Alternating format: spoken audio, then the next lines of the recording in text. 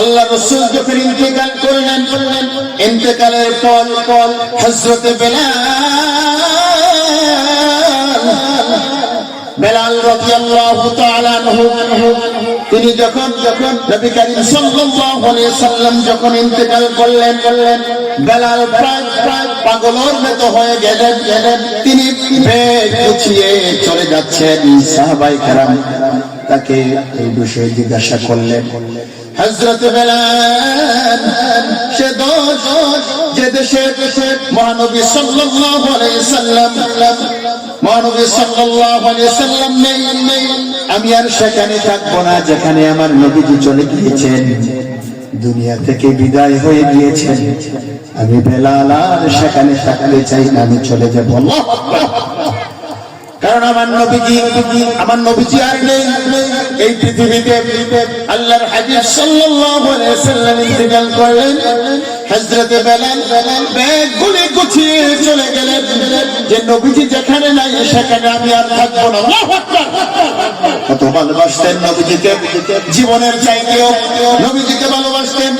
বেলাল ব্যাগগুলি গুছিয়ে এরপরে তিনি মদিনা ছেড়ে দামেস্কে চলে যান।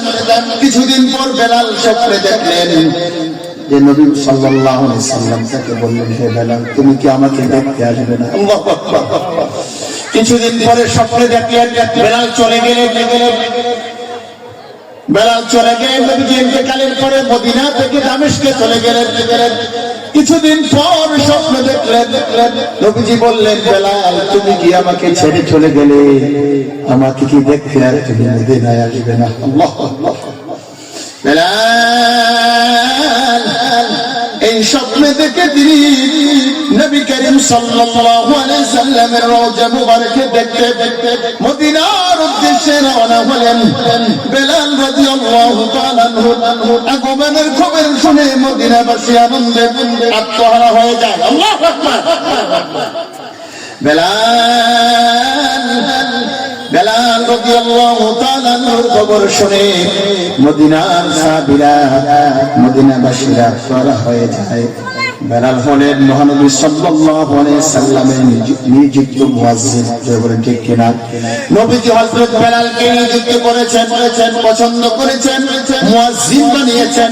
মহানবী সাল্লাল্লাহু আলাইহি সাল্লাম ইন্তেকালের পরে বেলাল আর কোনদিন আযান দেয়নি। আল্লাহু আকবার। আর কোনদিন আযান দেয়নি। তার কণ্ঠে আযান শুনতে সাহাবীরা বেকুল হয়ে আছেন। তারা তাকে আযান দিতে বলে তিনি বললেন আমি আর আযান দিতে পারবো না। আল্লাহু আকবার। যেখানে আমার নবীজি নেই সেখানে বেলাল আর আযান দিবে না। আল্লাহু আকবার।